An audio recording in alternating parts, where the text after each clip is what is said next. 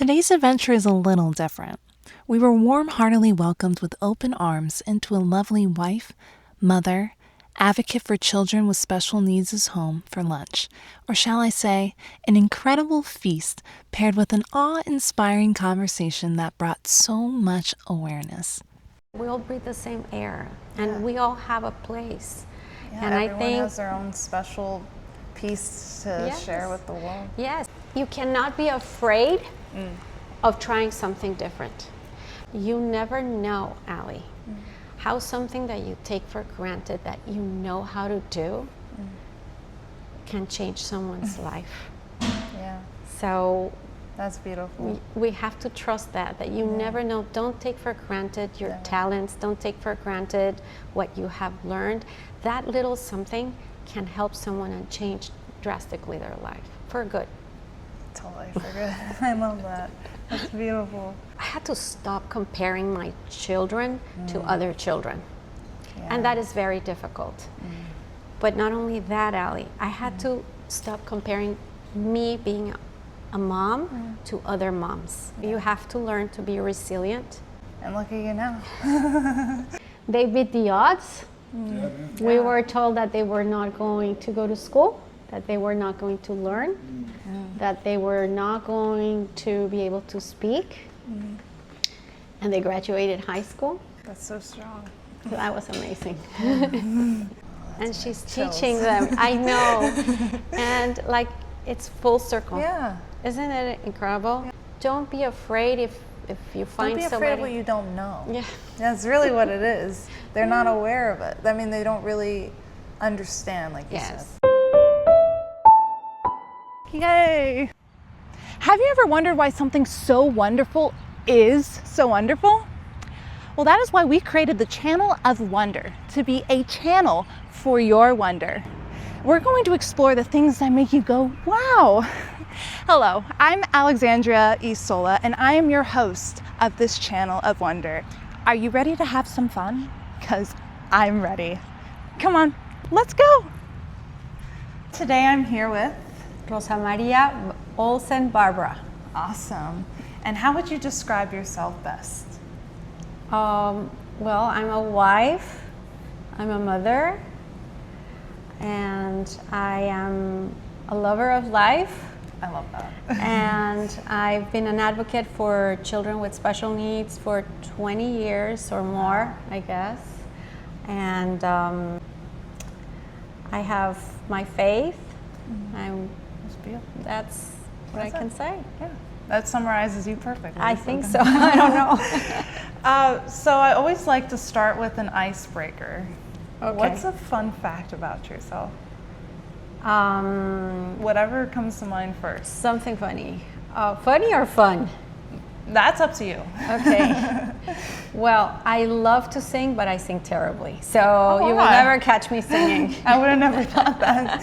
Wow, that's Yes. awesome. I love singing. It's funny. I love to sing, but I can't sing a tune. No. And I love to cook. And that's thank fun. you for having us Yes. here today for Oh, lunch. thank you for joining us. Thank you. All right, so please join me. Awesome. Thank you. Beautiful. So, what would you say is your greatest passion?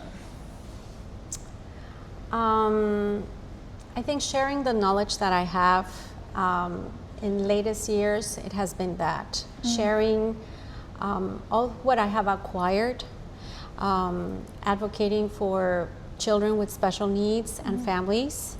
That has become a passion, personal. Yeah. Yes. And you feel like that is your purpose?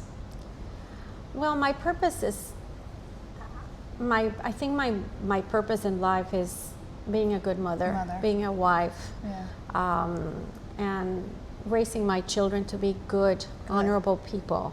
I love that. That's the most important. Yes, for me. And then from there derives my love and passion to help people from experiences that I've had. Good experiences and bad experiences in life, with navigating this special needs journey in my life. Wow. So how did you get involved in being an advocate for special needs? Well, that's a very interesting question. It was because I have 2 children. Right now they're adults with disabilities or special needs. Both of them were diagnosed within the autism spectrum, which is a spectrum. And we started in this journey. I say we because it's a family thing, right? Yeah. First, being diagnosed and not knowing what was it that I saw different from my children, or that in school they saw different from them in their development.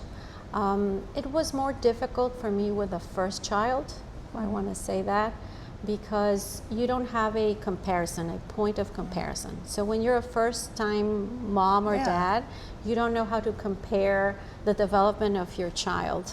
You think that's how your child is, and yes, that's how your child is, but it's probably, you don't know that they have a disability or a challenge or a delay.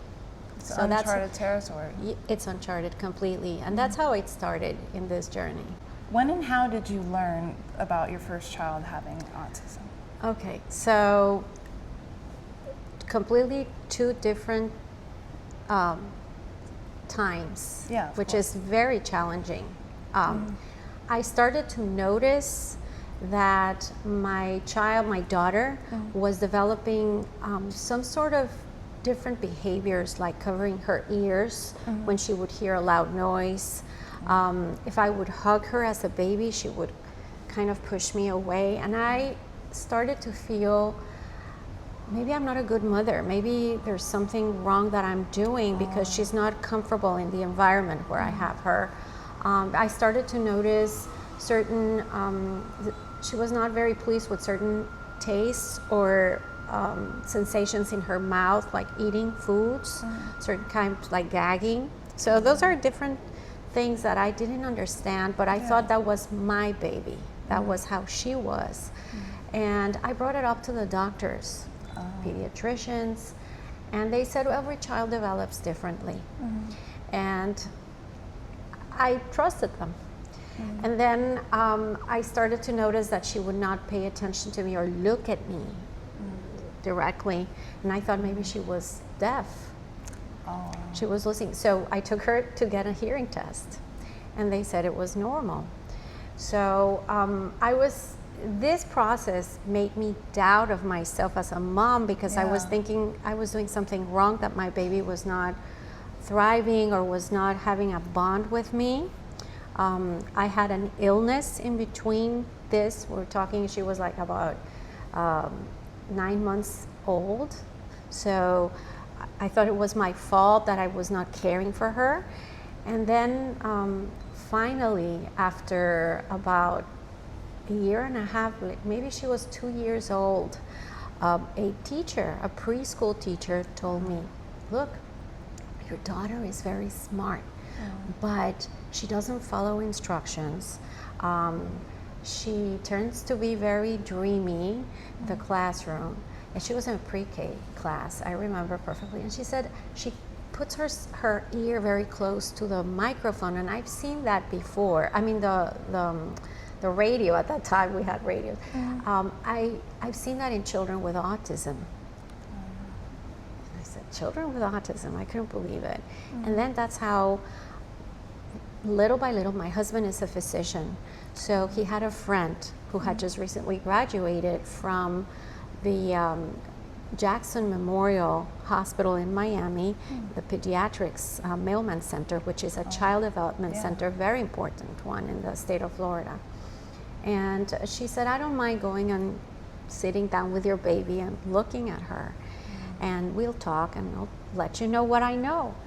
And when she interacted with her, she said, look, I think your daughter has something called PDD-NOS, which we had no idea what it was. And it was pervasive developmental disorder, not otherwise specified, which it was a foreign language to us. We had no idea. At that time, I'm talking many years ago, the internet was very slow, so we had to look in AOL. So people that might see this might not know what AOL Yeah, they're like, is. what's AOL? Had to connect through it.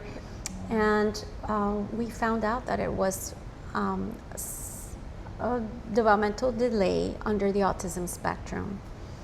That's when we found out informally, and it was a shock. Of course. Because we never expected that to be a diagnosis for our daughter. Wow. And so it was a shock. Yeah.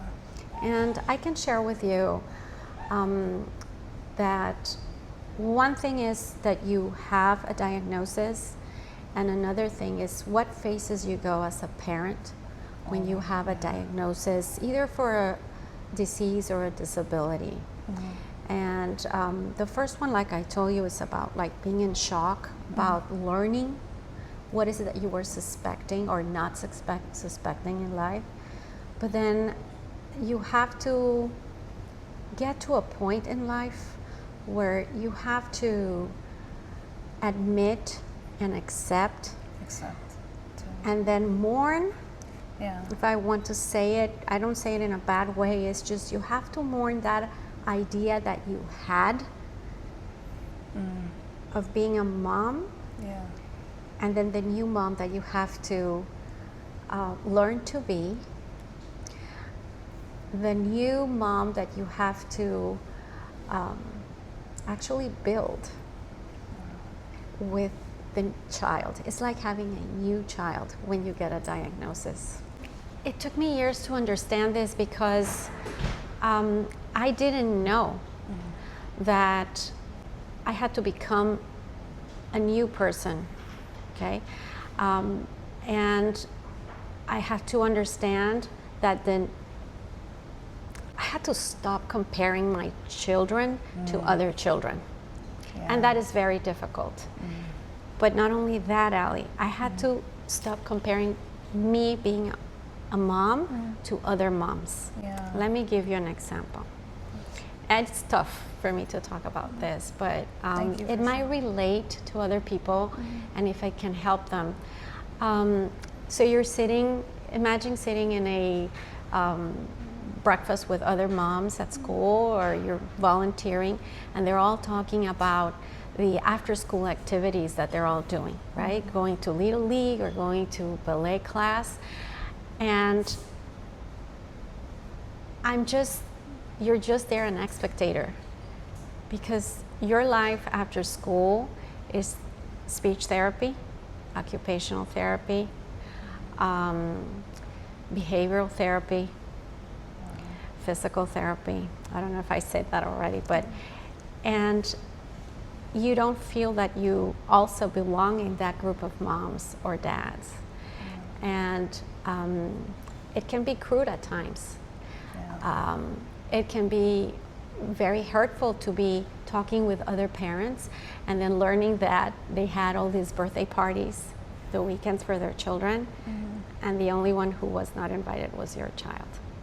So that part is very difficult. So you have to learn to be resilient. You have to learn now not to pass that to your child, because it hurts you, and you can build resentment. But I learned that that will not help my child. No, and it hurts you. It hurt me, but it will hurt more my children. So I had to learn that. And look at you now. So resilient.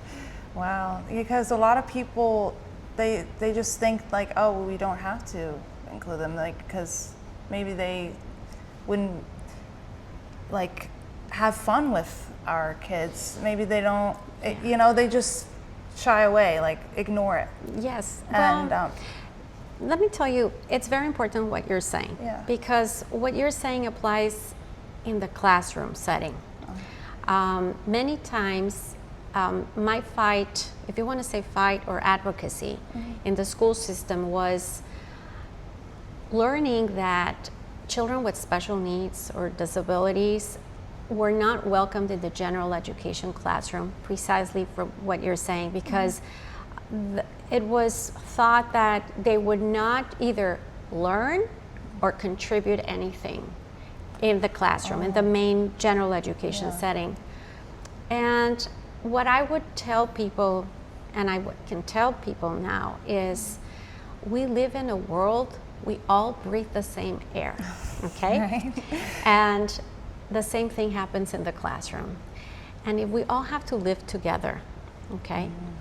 How, let's say you have a child who doesn't have a disability, who's typically developing.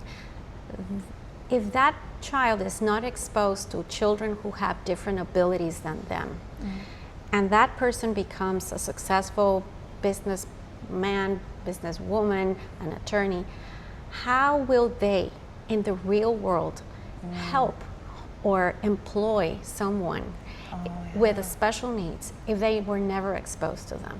Do you see? Yeah, they it's act not like it doesn't exist. Yes, so it's not only the benefit of inclusion in the general setting, is not only for the child with special needs, but it's also for the general education setting. And like I said, we all breathe the same air, and we all have a place. Yeah, and everyone I think has their own special piece to share with the world. Yes, and then we all have different talents. You might be surprised that a child with special needs has an incredible talent in art or in memorizing, which was the case of my children, or music. So, yes, that's how I learned to explain to people. Can you tell me about how you found out about the second child? Oh yes, of course. Completely different. So, oh, hi Duke. This is our buddy. He's our service dog who came to save us. Oh, really? Yes. How old is Duke? He's 4 years old. Oh wow, he's beautiful. Thank you. His name is Duke, and our son gave him the name after John Wayne. Oh, awesome. He loves. Here, come here. It's okay. Come here. So I found out. Ooh, Dookie. Okay, yeah. So we had our second child, completely different, and usually that happens. There is a very wise saying in the autism community that when you meet one person with autism, you meet one person with autism. Okay, so that is there has been a misconception that everybody has the same characteristics. So in our second child, it was mostly it presented itself later, but as a mom, I knew there was something when he was I was trying to feed him, and he would not be able to concentrate on eating. I would have to be distracting him with other things. And also I noticed that he would not crawl. He would crawl unevenly, and I took it to the experts, and the same thing, they told me, no, a boy is different than a girl. You will never see the same. So I remember one time we were watching a cartoon, and I noticed that he covered his ears, and I knew it. And we finally went to the University of Miami Child Development Center, and we had a formal diagnosis with the same, a pervasive developmental disorder. So how old would you say he was? He was 3 years old. Yes. So when they're really starting to move around on their own is usually yes, it's the terrible twos, as they call it. Exactly. That was the age, but it was different. They presented it differently. One had more sensory issues in terms of touch and smell, and the other one had more on speaking delays, walking delays. So they presented themselves in a different way. Wow. A lot of people kind of generalize it. They do. They tend to generalize because it's, they call it autism, but it's a spectrum. And you have children that are more impaired in just very basic things. They cannot speak or communicate their basic needs, and up to very advanced individuals that have unimaginable talents, but they also have challenges with navigating the social spectrum in life. So understanding people's perspective, understanding intent of people. They're very vulnerable to be being taken advantage of by individuals that are not very well intended. Yes, so would you like to see more awareness to that, the vulnerability aspect? Yes, in fact, you're saying something that as a family we have gone through, unfortunately, and I'm sorry to hear that. Yes, we have found ourselves in situations that we never thought we would find ourselves. You always think that it can happen to somebody else, and it happened to us. The vulnerability when you're an adult and you don't have a physical disability, it's very difficult for people to understand that, okay? Because you cannot see it. You don't have a physical impairment. So once not very well-intended people understand that you don't know their bad intentions, they will take advantage of you. And I want to bring awareness in our community. And precisely, we're doing a project with our son. Awesome. I'm bringing awareness on that. That's beautiful. Do you feel comfortable elaborating on what happened? No, I don't mind. Okay. But I might just not go deep into it. Of course. But the reason why I'm sharing this with you is because I want more parents to be aware. Totally. We talk a lot about social media influence and dangers of it with typically developing children. But in particularly with children with special needs or adults with special needs that don't understand, or autism, don't understand intent from others. Our second child was unfortunately misled by somebody and was being psychologically taken advantage of to the point that he could have he was a victim of grooming. Yes.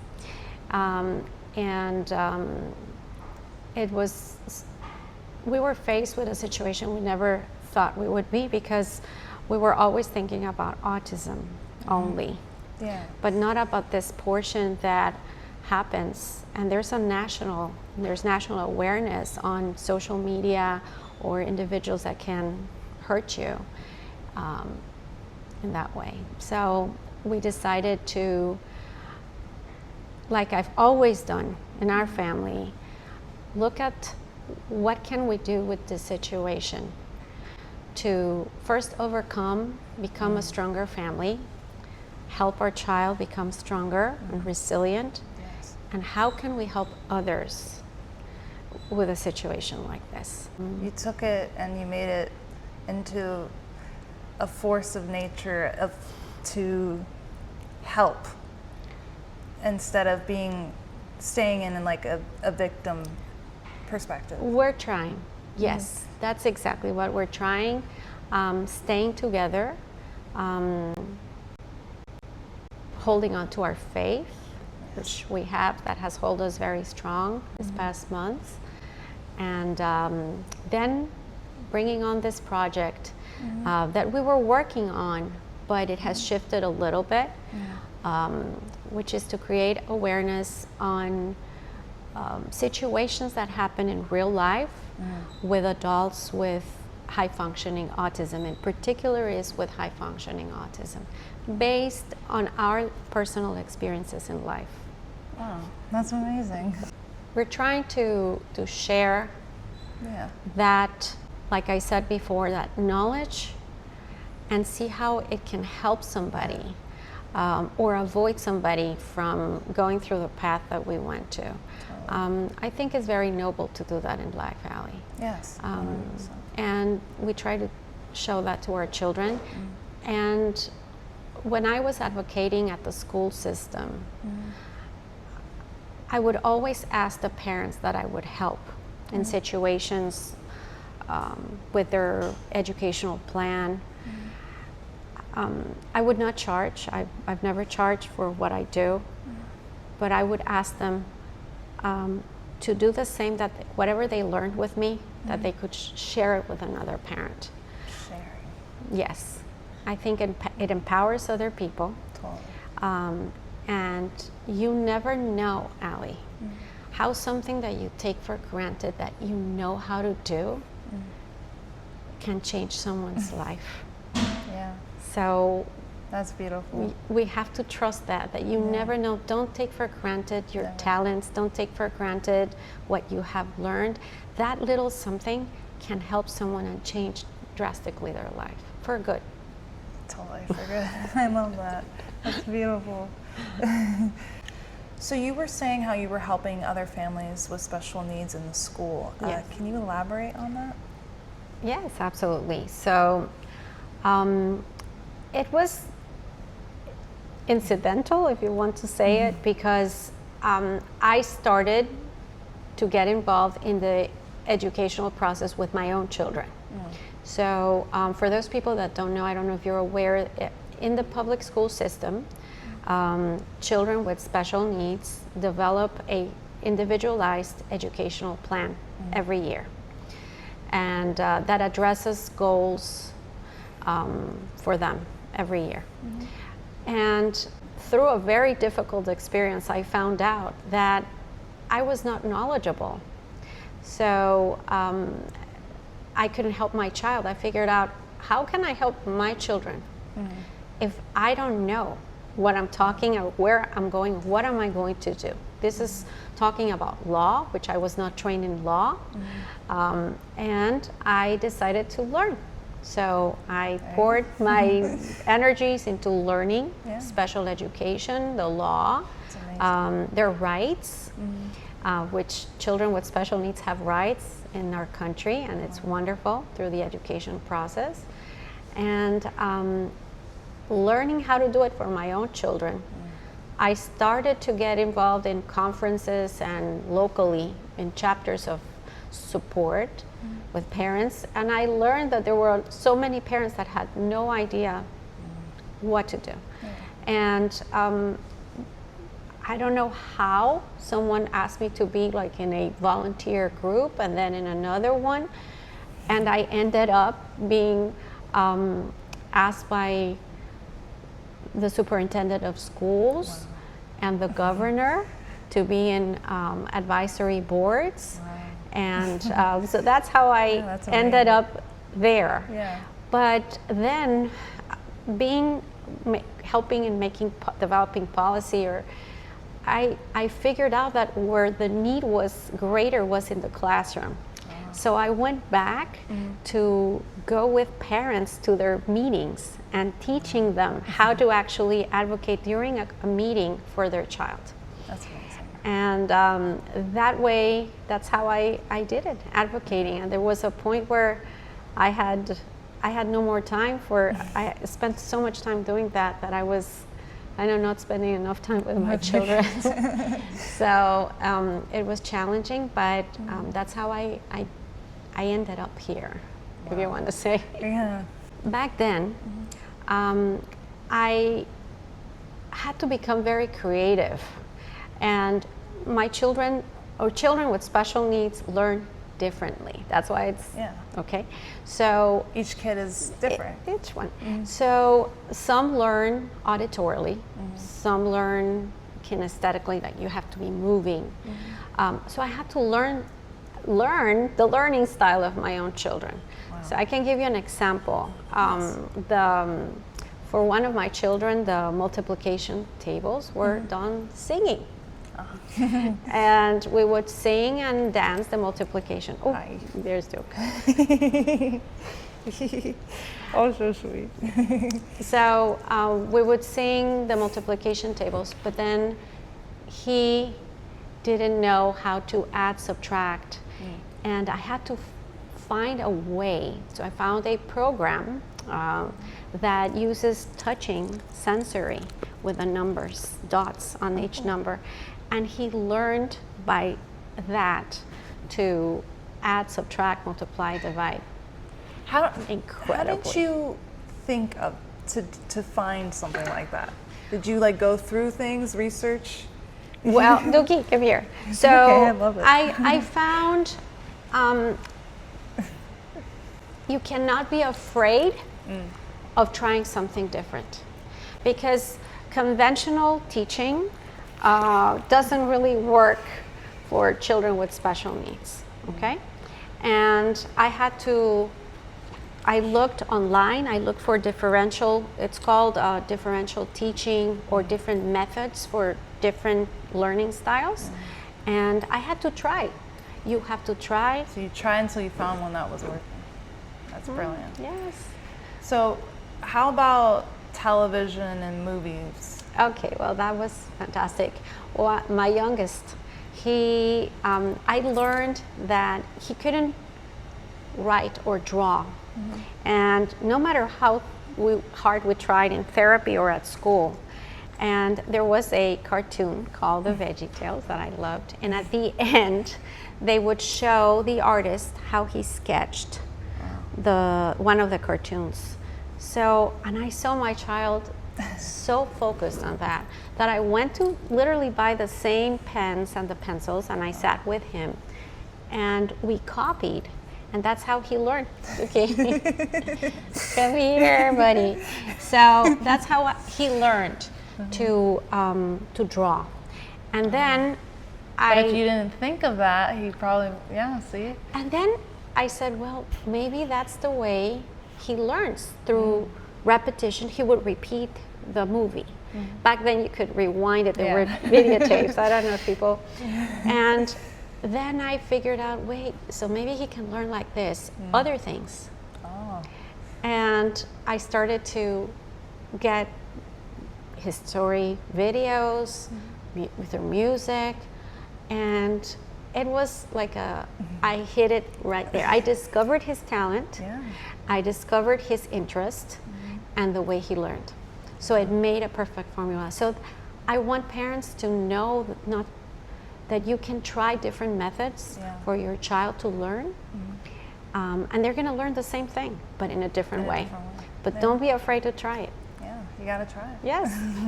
I love that. In my experience, or going into different communities, I learned that the difference between how you cope between a male and a female with a diagnosis of their child. And it was very enlightening to, I don't know how to say this, but it was difficult to understand, because I had all the support from my husband. My husband immediately embraced the diagnosis, and and what can we do together to help our children? I remember coming out from the diagnosis, holding hands with my husband, and going to a bookstore to find as many books as we could. Oh wow, like right away. Right away. Figure out how we were going to help our daughter. That was our first child diagnosed. And I was blessed to have that support from my husband. But that doesn't happen typically. And that's what I learned, that not all of us have the same support system. So, and also the acceptance, the ability to accept. Like I told you at the beginning, you have to kind of mourn an idea of parenthood that you have to build a new one. Or put it away, put it on a side, or on a hold. And I learned that in different circles in my advocacy, that not everybody accepts it. There's denial. There's a point of denial. There is a point of frustration, anger, and each person takes it in a different way. So that shocked me, and I learned that we need to, if we want to help other people, we have to understand that difference of acceptance and try to build on that. Yeah. I forgot to mention that some males have a very difficult time understanding and accepting or admitting some sort of disability on their children. And I want to say that we all process this in a different way and at a different time. And marriages get very challenged when you have a child with different needs. And I think that if we understand this, we can probably help more marriages understand that it's okay to have a time, a different time, and to allow them to grow in understanding. That growing understanding. Yes, it is. It's different. We have different ways of coping, and I've noticed this. But I'm going to tell you, from challenging times, I've met extraordinary men in advocacy, in the school board, at the government level in Tallahassee. Wonderful men that I have worked with that have advocated for their children. So, That's good. yes, in fact, sometimes the extended family is very defensive about sharing information about their grandson or their granddaughter having special needs. I've encountered this with many different cultural backgrounds, and it makes it difficult for the family unit. And it's not because they mean bad. I think it's a lack of understanding that it's nothing really wrong about sharing it. You might be surprised and get so much more support. Yes, I've learned that. But it's a reality. Yeah. So don't be afraid if you find somebody. Don't be afraid of what you don't know. Yeah. That's really what it is. They're not aware of it. I mean, they don't really understand, like you said. Yes, and I think it's in an effort to protect Yes, the totally. family, and they think, oh, maybe I'm going to share something vulnerable about my family that I don't want other people to know. Yeah. I think I've seen that. It takes time. Yeah. We're all that different, but at the end, it works out. You have to go through that process of accepting it, grieving it, and then knowing that to be there for your child in the best way, to become that Yes. parent for them. You do, and that is at the beginning. But let me tell you, there's different phases also. As it is for parenthood, there's that childhood, and then you have a teenager, and then you have an adult.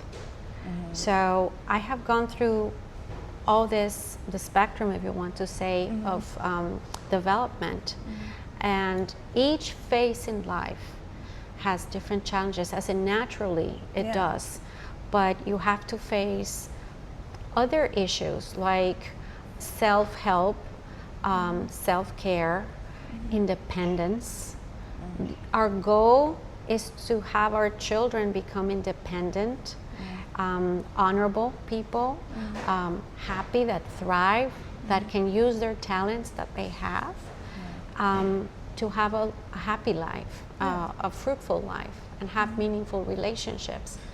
And it's not that easy when you have a disability. And I have learned that different stages in life. And would you say, though, that supporting their talents has made a positive Completely. difference? Yeah. Completely. When we learned that, for example, our daughter knew how to sing and she was very good at it. We encouraged her to go into choir and musical theater in school. With our son, the sketching and the memorizing and film, we figured out that it was, we could help him in that way, and we encouraged it. And I think, like any other parent in any normal circumstance, you want to help your child achieve what they're good at. Don't impose something that it's going to be even more challenging. Right. Yeah. I think if it is good for them too. Yeah, I want to make clear that it's something bad I would not encourage. No. So previously off camera, you mentioned how autism is heavily romanticized in society. Is there a way that you think that we can bring more awareness so it isn't as such? Yes, I think I would like to tell people to take with a grain of salt what they see in the big screen about autism. It is challenging to live with autism. It is very difficult. It has wonderful talents, but at the same time, it's a disability. And Hollywood tends to put it as a wonderful thing all the time, and or as a superpower. I've heard that term many times, and I think we need to be careful with that, because we can mislead people on the reality, and also in not getting the enough supports for our adults with developmental disabilities and in the autism spectrum. So I want to just make sure that people understand that. We're based on that. We're working on a project as a family to bring awareness of that. Were there any inspirations from your past that helped you become a terrific mother? Yes, my parents. I have wonderful parents, very supportive. But it's not only the support, it was the example that they gave me as I was growing up. Faithful, loving, disciplined, and they always taught me to help other people. That was like a motto in our family. And I remember my mom taking me since I was very little to a nonprofit organization she volunteered that was called APAC. It was the first cerebral palsy organization in Mexico, because one of her friends had a daughter with cerebral palsy and there were no help in Mexico. And my mom would take me as a little girl to help children with cerebral palsy. We would go collect, like, I'm talking like old school, with little boxes to the corners and ask for money for donation. I remember making chocolates and selling them to fundraise. So that was part of my growing up, and that example that my parents gave me. Always doing work, volunteer work, also helping the missions in Mexico, in the mountains in Oaxaca. My mother was a volunteer. We would do a lot of needlework and things like that to sell yearly, and to make some profits and bring food, clothing, and water to very remote locations. I think that built me and gave me the idea and the character of sharing what we have, little or a lot. It doesn't matter, with other people that might need your help. And you can make a difference in their life. Yeah, it totally sets you up to help so many families. Yes. Wow. Now that your children are adults, and I know that you focus a lot on their talents, so how are they being utilized today? Well, our daughter, we found out that she loved theater, she loved music, and despite that, at the beginning, trying to go into the arts, she said, you know what, no, I want to go into psychology. Oh, wow. And she ended up studying psychology, and she got a master's degree in behavior analysis. Can you believe that? And because of her experience, now she works with children with autism. And she's teaching them. I know. And like, it's full circle. Yeah. Isn't it incredible? Yeah, that she tells me at times, Mom, I'm right now with my children, she calls her children, with the children, where I was at a point in life. So she says, I can't believe it. I've known where they are. I've been there before. Yeah. And I think it's such a wonderful, it's a wonderful way of closing a circle in life. Yeah, no one can help them better, I think. I think so. And then also her employers giving her the opportunity. Yeah. We talked about that. Yeah. The empathy that they have, knowing what talent she has and the experience and how she can help other. Focus on the talents. Exactly. And the families too. Yeah. You know. So that has been wonderful for her. For our son, amazing, his ability to memorize and to research film. That is his passion, music and film. And his dream is to produce something, the visual arts, a film or a documentary that can bring light to people about his experience and our experience through this journey. And I think we're accomplishing it. He writes beautifully. He's very talented. Lately, he has developed a talent in poetry, which I didn't know he had. I'm sorry, I'm poetry. And he has written a few poems that I am really shocked by how deep he understands things that I knew he had, but I didn't know in the written word. So it is so beautiful. I've seen that lately in him. And then writing scripts, but the ideas. It's mostly the ideas, the creativity. So we're supporting him in that way.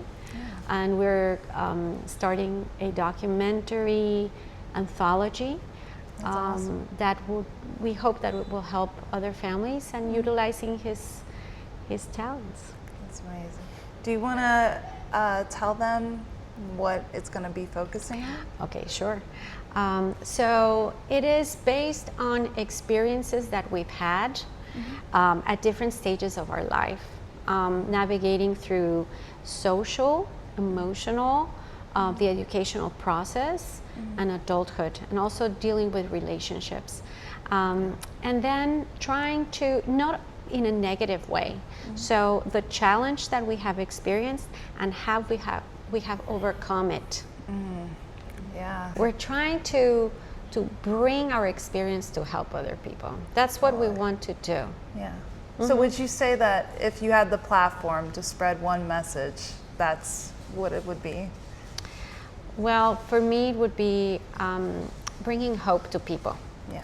Okay, we live in an era right now where there is so much information in the internet, so much information. It can be also challenging because it can be overwhelming and misleading, like we talked about. Yeah. So, but there is so many resources, reliable ones. Have hope that whatever you can do today for your child, you will see the results later on. And we all do it at different times. Okay, we cannot expect the same of one child from the other. Yeah, every journey is different. Our expectations have to be real. We have to be with our feet on the ground. And to have faith. My journey couldn't have gone where it is right now, Ali, without my faith in God.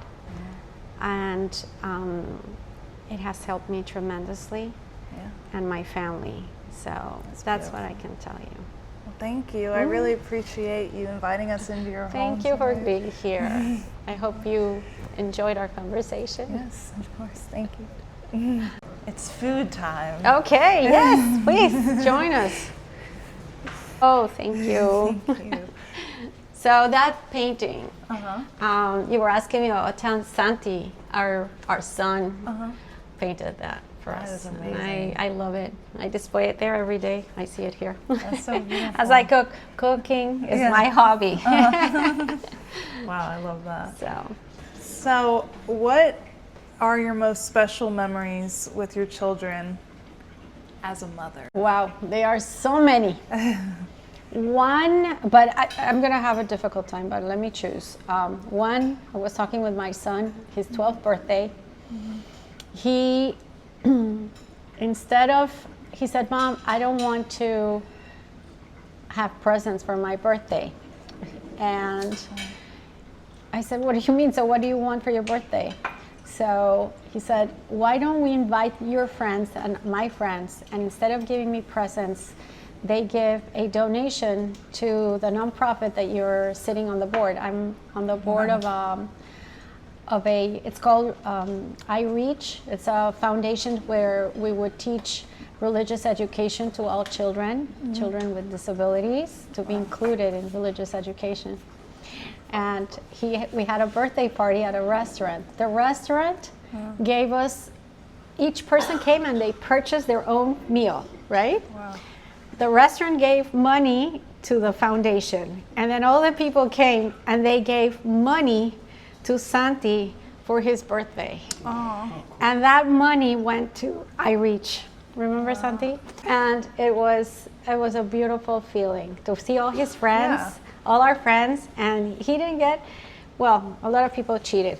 They gave him presents and they donated, so it was great. Another beautiful memory with my daughter, she was competing with the vocals. She was in the choir, but she was singing solo and ensemble. She sang a solo, and it was so beautiful. It was just an amazing memory. Graduation was very important. Of course, for both of them, because they beat the odds. We were told that they were not going to go to school, that they were not going to learn, that they were not going to be able to speak, and they graduated high school. That's so strong. So that was amazing. The master's degree. So those are very just glimpses. There's so many. Thank you. Thank you, Rosa and her family, for making us feel so welcomed. Such a strong, fun, passionate, caring family. They deserve a round of applause and then some. Big hugs. Wasn't that wonderful? If you made it this far, I'm going to take it that you liked this video. So show us some love by liking this video and subscribing to this channel of wonder and following us on Instagram. Your support allows us to bring more wondrous stories your way. So tell me, what inspired you most? And what wonderful things that make you go, wow, are you looking forward to us exploring on this channel? And are there things that you'd like us to shine light on? Well, let us know by commenting below. We're looking forward to having you tune in to our next wondrous episode.